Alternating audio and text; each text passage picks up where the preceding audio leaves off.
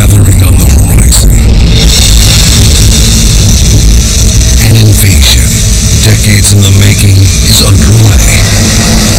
An alien species is staking claim to the Americas. Creatures that will die rather than retreat. And by the time you see them, the fight may already be lost. Incredibly, they're the result of a single experiment. An experiment that went terribly wrong. An experiment that gave us the killer bee.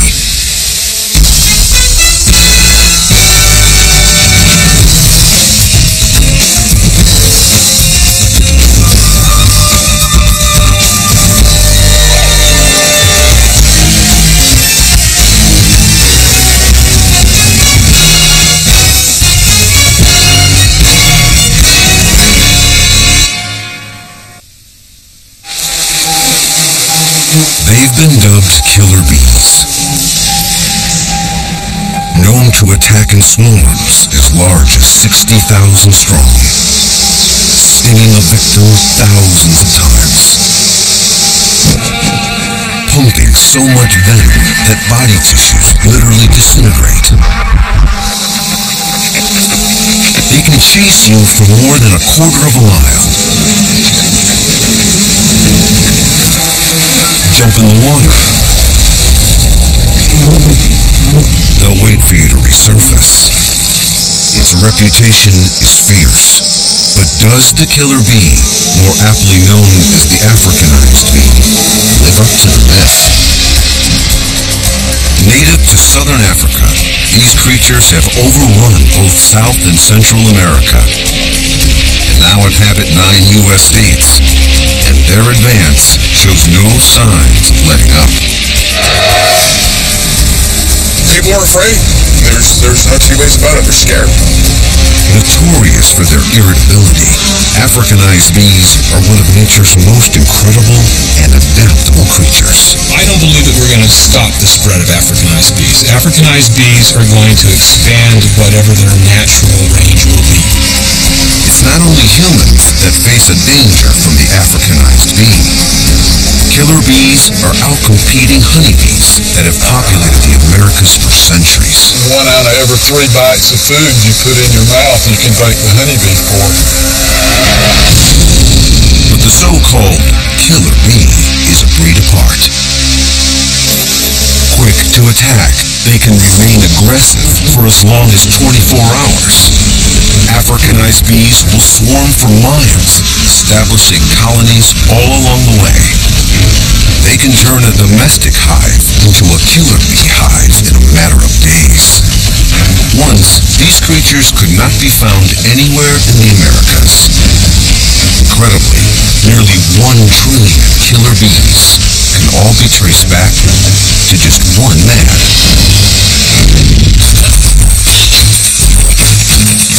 Sao Paulo, 1956. The Brazilian government had a dream of making their nation the #1 honey producer in the world. Dr. Warwick Kerr, a geneticist, was convinced he could turn that dream into reality. But first, he had to get his hands on a special kind of bee. A hardy African variety said to be dripping in honey. Dr. Kerr headed to Tanzania and South Africa, determined to collect a breeding stock of these creatures. Journeying throughout southern Africa, he chose the best specimens he could find. But he noticed something disturbing.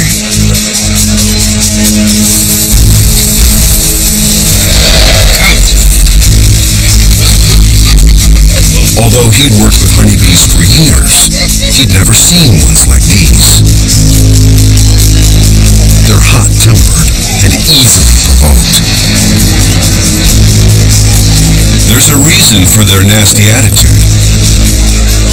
Unlike domesticated bees, These wild bees have to face off against fierce predators on a daily basis. Not only do they contend with humans raiding their nests for honey, they need protection from one of the most fearless predators in Africa, the honey badger. These mammals feast on scorpions and snakes. But their favorite treat is honey, and one or two stings isn't going to hold them off. These hardy bees have had to adapt to the hostile environment of sub-Saharan Africa, surviving prolonged droughts, fighting for nectar. They've developed sophisticated strategies to fend off predators, attacking relentlessly, protecting large territories from intruders. It's an aggressively protective behavior scientists have termed hyper-defensive. But for Dr. Kerr, dreams of liquid gold are worth the risk. He heads back to Brazil with 47 African queen bees, convinced that he can breed this hyper-defensive temperament out of the bees. But Dr. Kerr was wrong, very wrong. And the Western Hemisphere is still paying a steep price. Decades later, the effects of his simple experiment are still being felt across 2 continents. Costa Rica, 1986.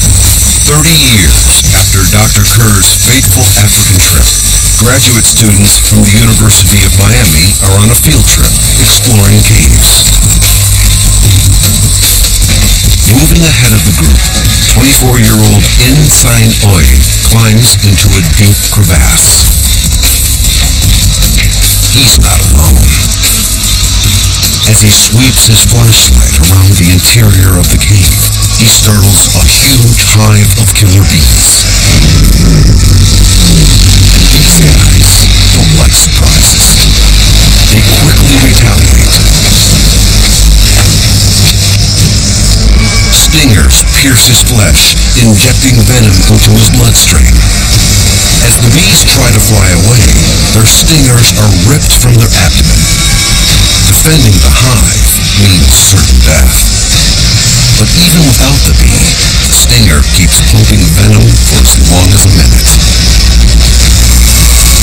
Insign Oy quickly slides into a life-threatening condition known as anaphylactic shock. Like all victims, just how quickly depends on the dose of venom and his own sensitivity. Blood pressure plummets to a dangerously low level. His airways constrict.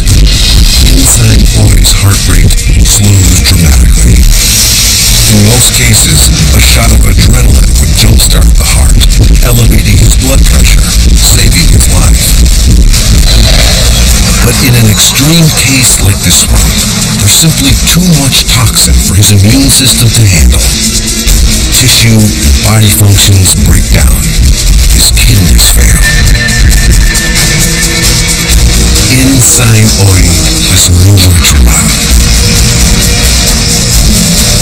Each sting sending out a chemical signal to the rest of the hive to keep up the assault. The young student suffers cardiac arrest and dies. He was stung over 8,000 times, nearly 8 times the number of stings required to kill a man his size. Tragedies like this have earned these creatures the nickname killer bees. Despite its fearsome reputation, the killer bee is just a honeybee. A hard-working honeybee that produces some of the sweetest nectar in the world. But a honeybee that will sting its victim 10 times more frequently than its more docile cousin. And it will defend an area nearly 3 times as large. So just how do you tell these bees apart? It turns out, you can't. They look almost exactly the same. Even the sting of the Africanized bee is virtually identical to an ordinary bee. It's just the number of killer bees who join the fight that makes their attack so dangerous.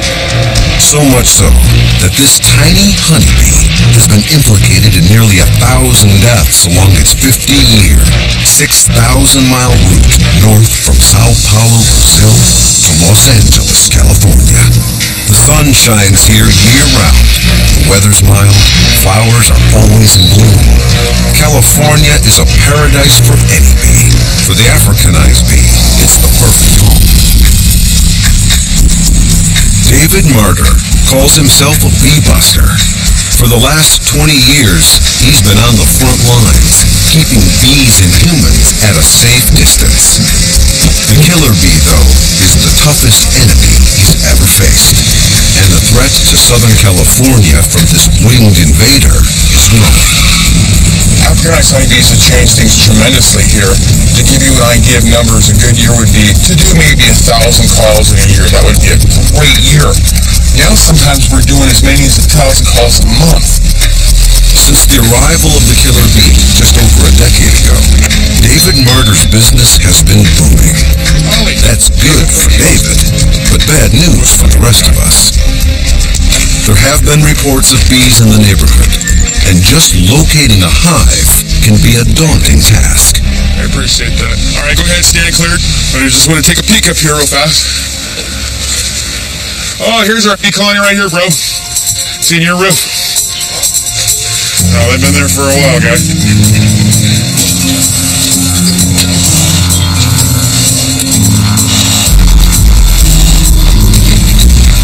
A crack in wooden siding, a loose shingle. A gap as narrow as 1/8 of an inch is all the killer bee needs to take up residence. And the Africanized bees defend their turf with an intensity almost unmatched in the insect world. See how they're rolling out over here right now? How they're coming out underneath here? Makes me think that colony is pretty well established inside there, but they're pouring out real good. Under these shingles could be thousands of bees, and David is determined to root them out. Southern California. Today, close to 90% of the wild bees here are Africanized, or killer bees. Bee buster David Martyr estimates he's removed more than 1 billion bees from homes, offices, even schools. But he may be fighting a losing battle. The war may have been lost more than 5 decades ago. And today, killer bees may be moving into a neighborhood near you. Your own backyard, its overlooked corners, your mailbox.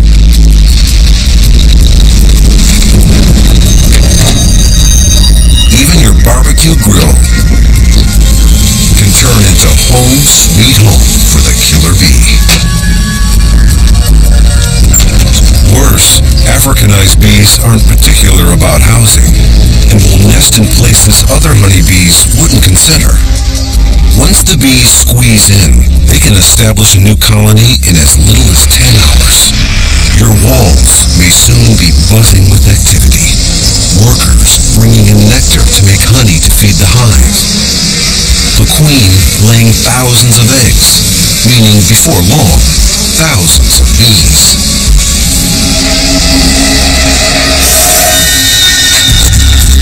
David Martyr believes the best defense is a good offense. But the killer bees in this suburban Los Angeles home have dug in. And the more established the hive, the more protective the bees become. Colony right there.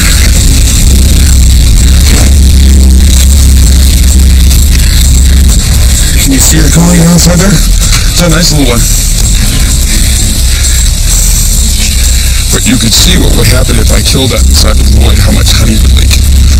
And it could be just a nice warm day, and next thing you know, you've got a pool of honey in the living room. And that's no good. A hive like this could contain as many as 60,000 bees, and David knows their dangerous reputation is well deserved. I have to destroy the bees for liability's sake. I've got young kids here, so I have to be prudent. Oh boy, this thing goes back in here. Wait, check this out. This is cool.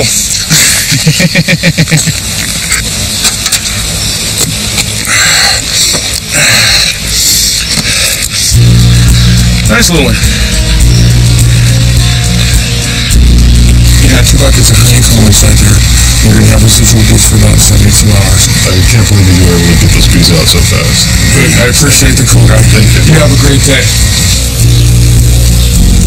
It's estimated that billions of killer bees live in the state of California alone. They've settled into homes and gardens, once the domain of a much gentler variety, a honeybee we've lived with for hundreds of years. One species has replaced another almost overnight. A phenomenal change and a story unlike any other. The edge of the Amazon rainforest, the mid-1950s. Confident and fresh from his African travels, geneticist Dr. Warwick Kerr began his experiment. He will crossbreed the aggressive yet productive African bee with the local, more docile European variety. He was convinced he could create a honey-making machine, the perfect match of European and African qualities, a super bee. Life in a beehive revolves around the queen. She rules an empire. The warriors who protect the hive are the worker bees, all female, but only the queen can produce offspring. The only males in the hive are drones. Their one function is to mate with the queen. The queen communicates with her subjects using a pheromone scent. These chemicals send messages which control the behavior of the hive. Dr. Kerr believed that if he could control the queen, he could control the entire hive. He designed special metal grates, queen excluders, to keep the larger queen bee trapped inside. Workers are smaller and can fly in and out freely to gather nectar. If all goes according to plan, local European drones will soon start breeding the African queens. Before long, a new hybrid and Africanized super bee, a honey producer's dream, will be born. A worker bee's life cycle is just 6 weeks long. Throughout the year, eggs are laid and bees are born, so a new generation of hybridized bees can begin to replace the old in a matter of days. Dr. Kerr has brought together creatures that have evolved separately for millenniums, a continent apart. He knows to tread carefully. His beekeepers keep watch over 35 hives. A few puffs of wood smoke keep the bees docile and easy to manage. The African queens, after a 6,000-mile journey, are now trapped by the excluder grates. Every beekeeper knows how vital the grates are. Every beekeeper but one. A replacement worker is baffled by the grates. He's sure they were placed there by mistake. So he removes them. Off every hive.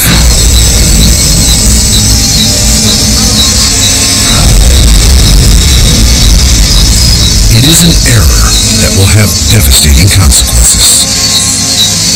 The African queens see their chance.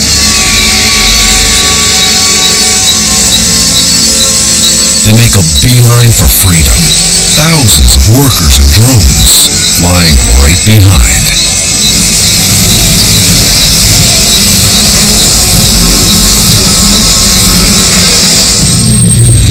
They're on their own, unstoppable, disappearing into mile after mile of lush jungle. Tropical weather, can see. An ideal new place to call home. Ideal for the bees, not for us. Dr. Kerr dreamed of turning his native Brazil into the honey-producing capital of the world. But that dream has turned into a nightmare.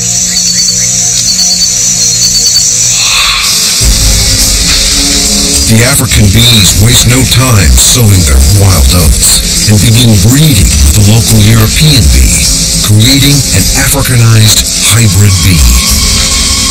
And unlike their European cousins, who breed just once a year, these Africanized bees breed year-round. The killer bee is now poised to overwhelm its competition. A queen bee mates only once in her life, with as many as a dozen drones over several hours. It's a high-wire act performed in mid-air. But for the drone, the thrill is short-lived. As he flies off, his endophallus is ripped out of his body. He soon dies. His legacy, though, lives on. The queen he impregnated will lay eggs for as long as 4 years, producing as many as 600,000 offspring, all from that single afternoon. Throughout the Amazon, armies of crossbred creatures start being born. But in Sao Paulo, Dr. Kerr sees no need to panic. He believes that this new bee, his Africanized hybrid bee, will lose its hyper-defensive traits with every passing generation.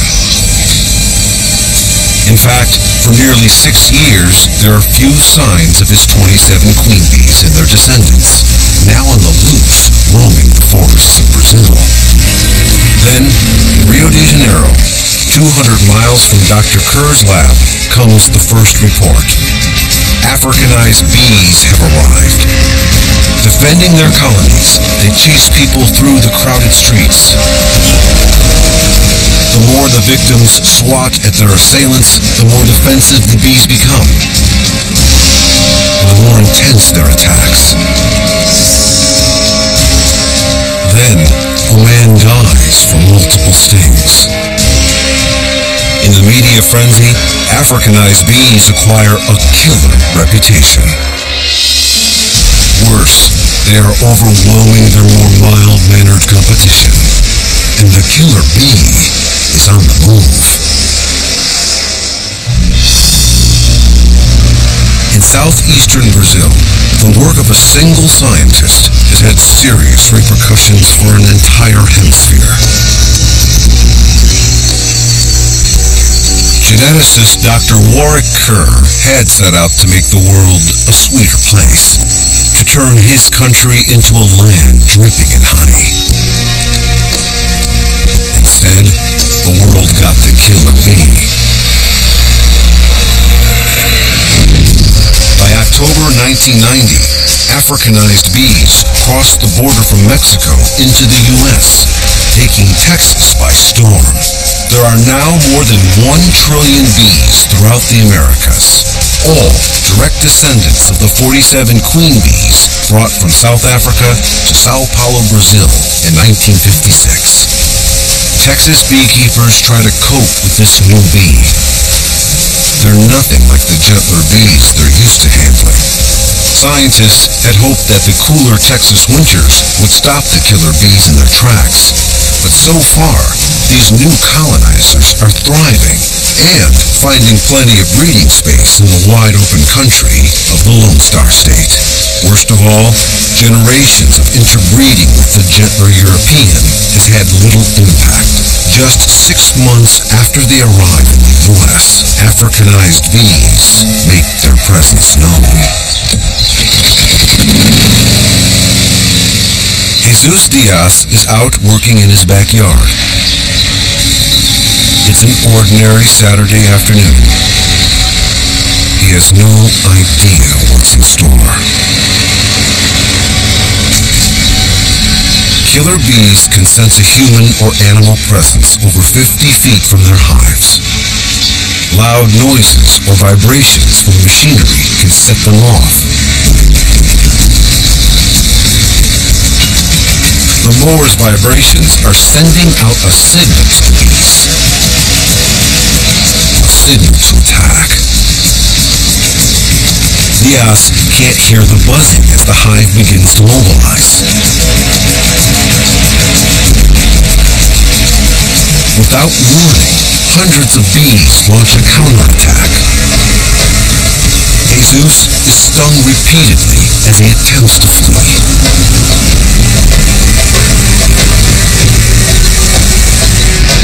The bees are defending their hive and its stores of honey.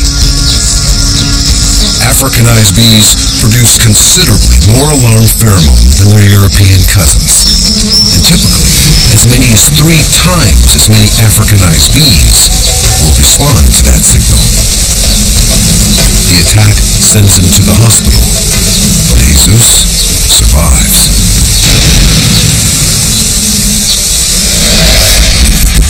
The bee, despite its venomous stinger, is a creature we can't live without.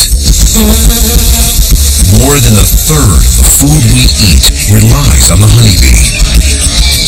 And the honeybee relies on people like Reg Wilbanks. He runs Wilbanks Apiaries, managing over 6,000 colonies of bees.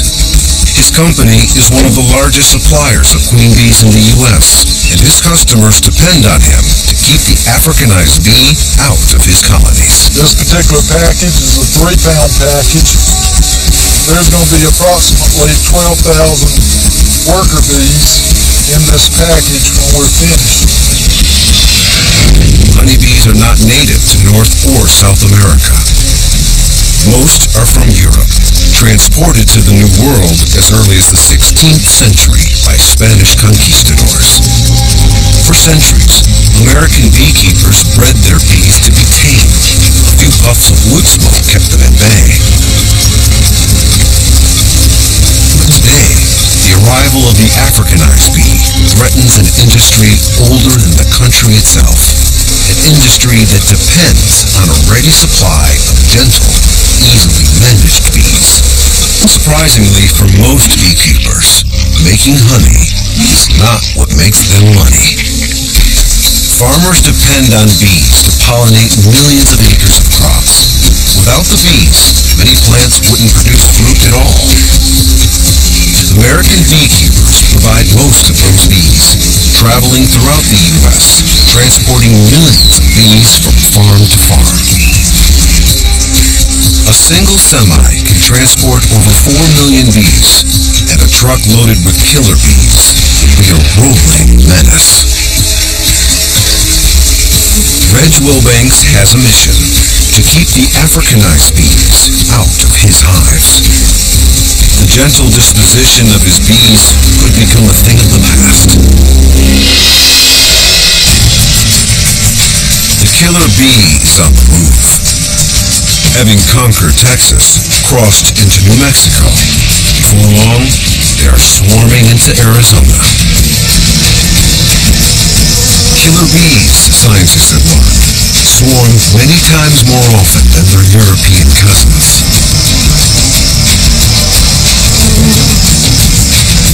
They split off from one colony to form another, constantly searching out new nesting locations, constantly expanding their territory. Africanized bees have now spread over 9 million square miles, territory they'll vigorously defend when threatened.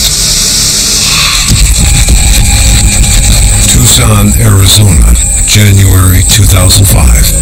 Greg Hovey and a friend are making their usual 7-mile run through Old Saguaro National Park.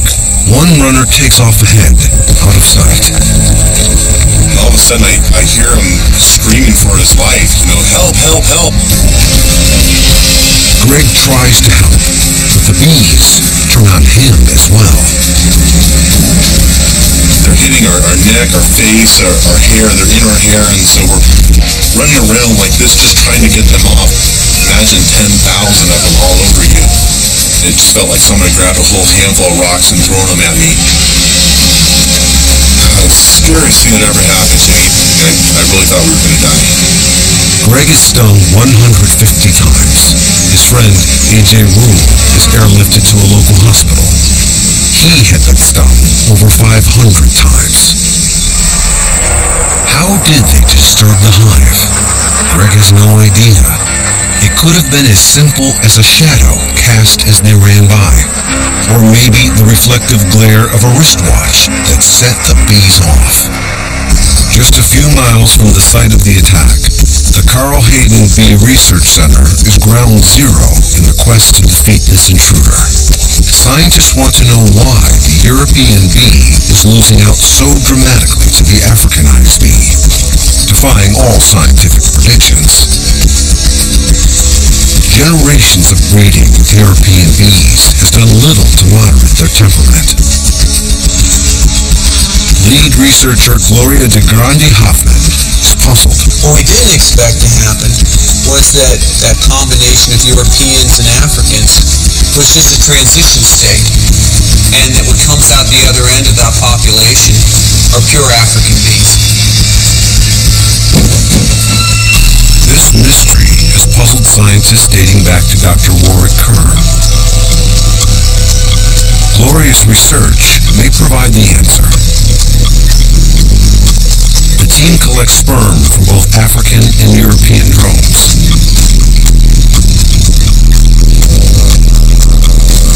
Then they artificially inseminate an African queen.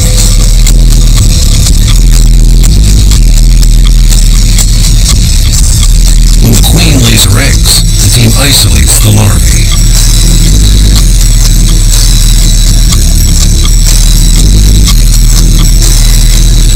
The newborn Africanized queens emerge in 20 days. But it takes one extra day for the European queens to hatch. The difference of a single day may seem inconsequential, but in a hive, the first queen born will be the first to emit her pheromones. This all but guarantees she will win over her workers, drones, the entire hive.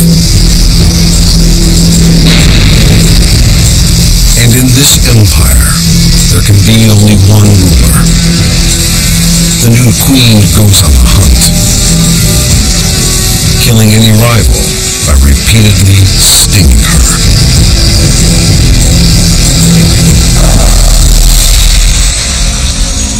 And for the European bee, a queen on the rampage is not the only threat.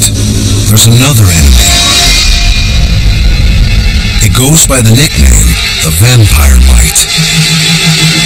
These parasites, called the varroa mite, infest a European hive just after the queen lays her eggs.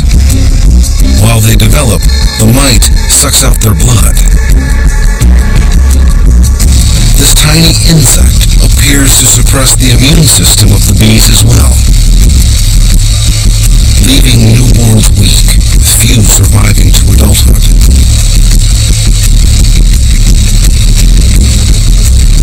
Surprisingly, one bee appears to resist the vampire's bite, the killer bee.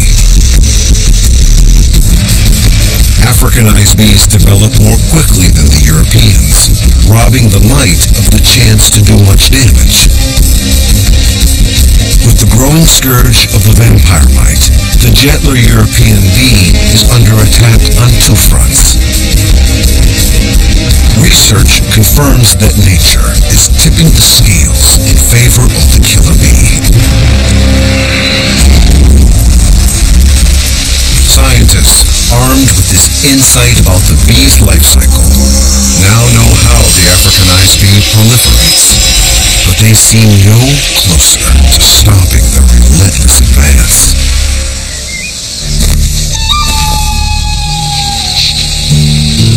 All over the Southwest, a search and destroy mission is underway. Beekeepers are determined to keep the invading killer bee out of their hives, searching for any sign that an Africanized queen is trying to muscle in. Oh, here she is. See her? If they find one,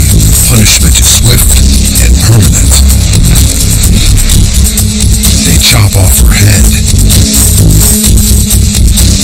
A queen bee lays as many as 2,000 eggs per day, nearly 600,000 in a year. An Africanized queen could turn this gentle hive into a killer beehive in just days. After killing the Africanized queen, entomologist Steve Tanis introduces his own, more even-tempered queen bee. And we come along with a good European queen in a queen cage that has some candy. And after the bees chew through it, they release the European queen. That gives them a couple of days to get to know her so that they don't end up mobbing her and stinging her to death. When the new European queen emits her pheromone, or scent, the workers will accept her. In a matter of weeks, the eggs she lays will create a more docile, less dangerous hive. But with 125,000 commercial hives in Texas alone, it's a daunting task. And bees get around. A typical hive will clock more than 55,000 miles in the air to produce just 1 pound of honey. Even the closely monitored hives at the Carl Hayden Bee Research Center are at risk. We have a European colony out here that's being invaded by a swarm of African bees.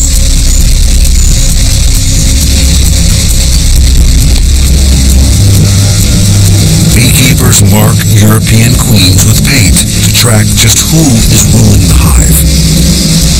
If the marked queen is gone, the hive is in trouble. The African queen is in here. The hive's been invaded.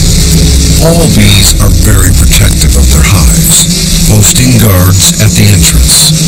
The killer bee, though, has devised a strategy for outsmarting European guards. They use double agents. A very unique behavior by African bees is their tendency to invade colonies of European bees. Those swarms seem to be able to find colonies that have weak queens or have no queens and can invade them in apiaries where there's many colonies of which only a few are queenless.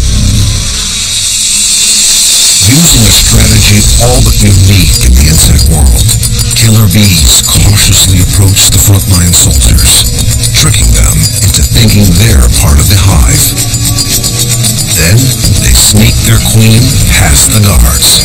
With a new queen, a European colony nearly always becomes an Africanized one. And sneaking into a competitor's hive isn't the only clandestine route the killer bee uses to expand its reach. Sometimes they look to us for a ticket to ride and a passage onto the high seas. The state of Florida is home to some of the busiest ports in the country. 2.5 million containers arrive there every year. For the killer bee, these docks are gateways to thousands of square miles of new territory. Stowed away aboard cargo ships, coming from as far away as Argentina and Chile, keeping Africanized bees in check is not easy. Dock workers discover more than 18 swarms hidden in shipping containers. The bees they find are exterminated. Others, though, undoubtedly make it through.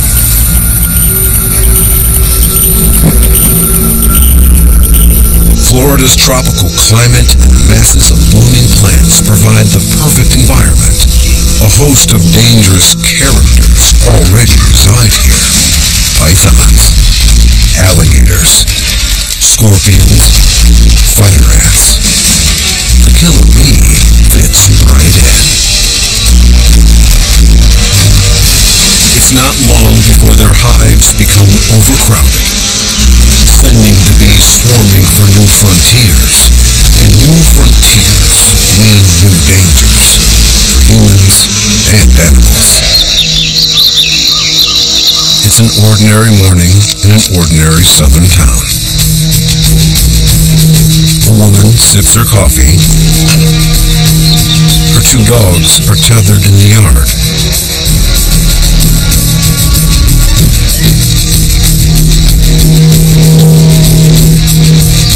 Suddenly, they begin barking frantically.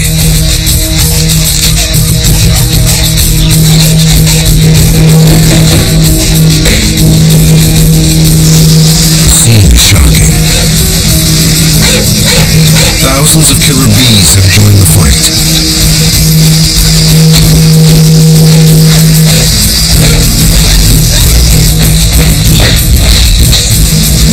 They go for dark colors first. Scientists believe it's a signal to the bees of an approaching predator. The dogs bark and pant, sending the bees into a stinging frenzy. Their breathing releases carbon dioxide, a trigger for the bees' defensive response. Within minutes, huge amounts of venom are pumping through their bloodstreams. Both dogs die from the attack. Sadly, this is not an isolated occurrence. Pets, especially those with brown or black fur, are frequently attacked. Perhaps their dark colors are a reminder of the African bee's most successful predator, the honey badger. With each incident, the reality of the bees' arrival hits home. They are moving through Florida, headed for Georgia. But residents here are prepared. They know this bee's reputation.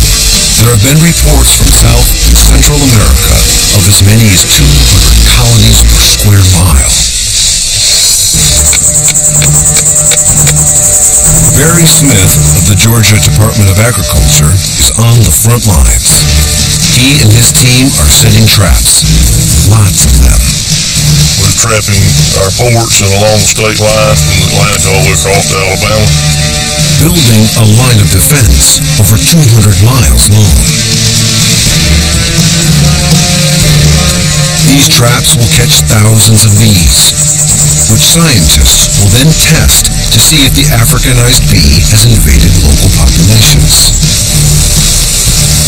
Killer bees now number more than 1 trillion, and traps, even hundreds of them, can do little more than slow their progress. A real solution may depend on the work of scientists. Scientists who still believe in Dr. Kerr's dream of perfecting the super bee. Until that day, though, we will have no choice but to be ever vigilant.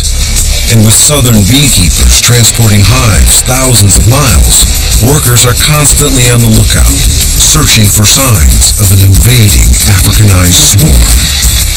We probably killed about 20 or 30 swarms just in our warehouse, and then about maybe 10 hives in the field due to the aggressive behavior. The fear that the killer bee could suddenly wind up miles from its known territories is very real. An event in Connecticut in 2001 only fans those fears. A beekeeper is tending his hives. He's been managing his apiary for over 30 years. But one day, without warning, the bees attack. He shouts to his wife. Get inside, quick! Those are his last words.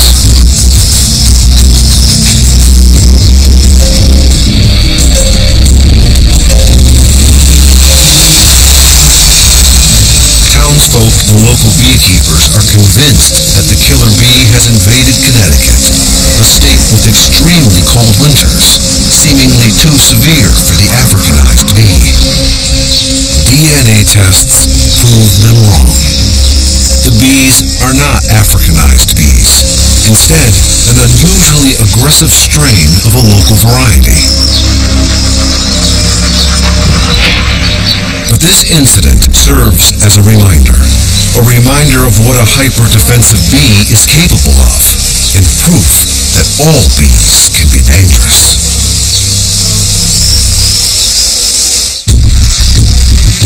The killer bee has been an international superstar for decades, with tales of unprovoked attacks and a reputation for unbridled anger. The myth of a predatory bee, like the bee itself, can be traced to a single event. This rare footage, shot in Brazil in 1975, is said to be the first time a killer bee attack was ever caught on film. An NBC News crew trying to capture the bees up close and personal provoked a serious attack. It's estimated that over 50,000 bees joined in.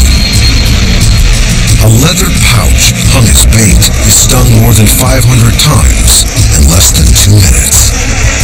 The crew, although severely shaken, is okay. But for the American media, the phenomenon of the killer bee is born. Today, the almost irrational fear of a genetically altered super bee has, for the most part, subsided. Gone too is the hope that science will have an easy answer to the vexing problem of the killer bee. Geneticist Dr. Robert Page has studied the Africanized bee for years. I don't see a solution being, well, we can genetically re-engineer the Africanized honeybees, and now they'll not be a problem, because we're talking about a very large population that is evolving even as it spreads. Evolution, once thought to move at a glacial pace, has been shown to be, at times, surprisingly rapid.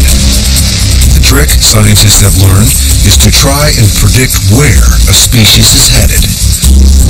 At the Carl Hayden Bee Research Center, Dr. Gloria DeGrande Hoffman has made a significant discovery, one that may help blunt the impact of the killer bee. Defensive behavior seems to be inherited from the fathers, from the patrilides. We crossed European queens with African drones, and the workers from those colonies were as defensive as African queens that we mated with African drones. Cutting-edge genetic sequencing is closing in on just what makes the Africanized bee so defensive. In fact, even if as few as a quarter of the drones that a queen mates with are Africanized, the hive will be as defensive as an African colony. Realizing the significance of this finding, Dr. DeGrande Hoffman now believes that simply focusing on the queen bee has been a mistake. Scientists and beekeepers must look to the males as well. Reg Wilbanks may have even come up with a solution, a surprisingly low-tech solution. His plan: to simply flood his apiaries with European drones to mate with his queens. One of my strategies is to increase the number of drone resource colonies so I can make sure my mating areas are saturated with desirable drones. If all goes according to plan, the European bee will not only survive, it will flourish. Reg Wilbanks is using time-tested methods. He is determined to give his bees a fighting chance in an evolutionary battle.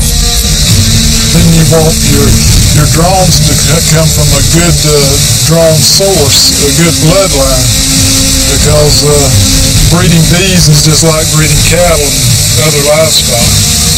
Reg Wilbanks is working to stem the tide of the killer bee, but others are trying something bigger. In fact, the quest to create a super bee didn't end with Dr. Warwick Kerr.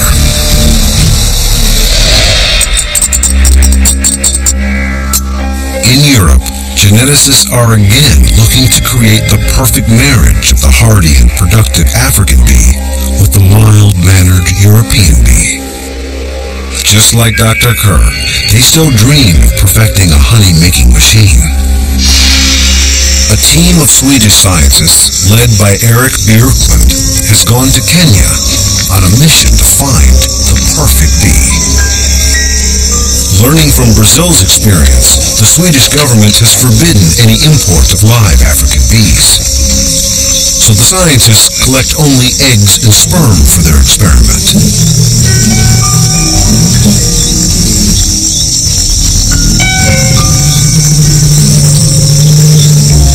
Back in Sweden, their work begins.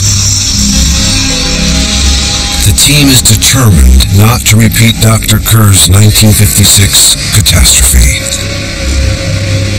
They are using an African bee, but it's not the hyper-defensive variety.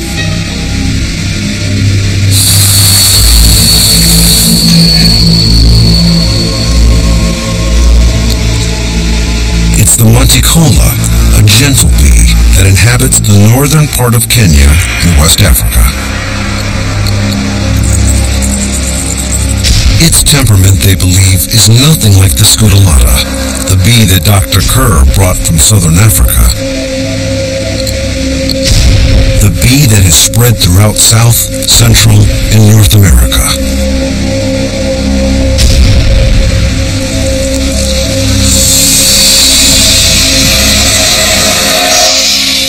And in the U.S., where the bee continues its northern migration, a key question remains. Will the winters of the northern states prove inhospitable for the Africanized bee? Gloria DeGrande Hoffman fears they can adapt. The hybrid bee, she believes, will inherit cold weather resistance from European honeybees. Adaptation could again work squarely against us.